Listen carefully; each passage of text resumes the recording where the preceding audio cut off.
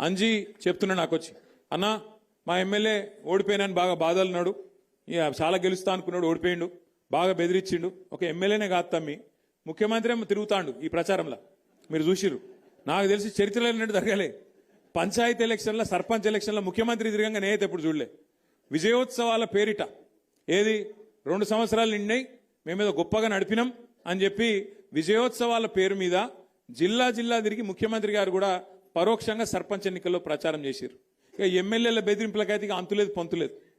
గెలిపియపోతే చూస్తున్నారు మీరు, ఎమ్మెల్యేలు స్పీచ్లే ఇస్తాను ఓపెన్గా, ఇండ్లియా నా ఇంటి ముంగటికి వస్తే మెడలు పట్టి నూకుతా అని చెప్పి వాళ్ళు మాట్లాడుతూ ఉన్నారు. అట్లా బెదిరించింది.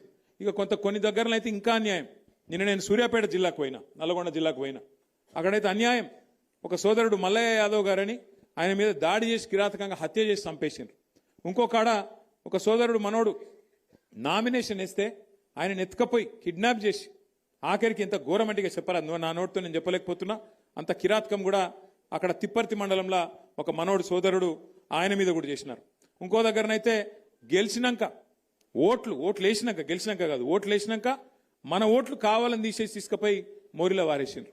ఇట్లా ఎన్నో కిరాతకాలు చేయంగా కూడా, ఎన్నో రకాలుగా మన వాళ్ళ మీద ఒత్తిడి పెట్టంగా, ఇబ్బంది పెట్టంగా కూడా ఇవాళ రాష్ట్ర వ్యాప్తంగా 2 దశల్లో ఎలక్షన్లు జరిగితే ఈ 2 దశల్లో కూడా ఒక్కొక్క దగ్గర ఒక్కొక్క తిరుగు, కానీ కొన్ని దగ్గరలో 40%, కొన్ని దగ్గరలో 30%, కొన్ని దగ్గరలో 50%, కొన్ని దగ్గరలో 60-70% కూడా గెలిచి సత్తా చాటిన గులాబీ దండుకు, గులాబీ సైనికులకు నేను శిరస్సు వంచి మీకు అభినందనలు తెలియజేస్తా ఉన్నా.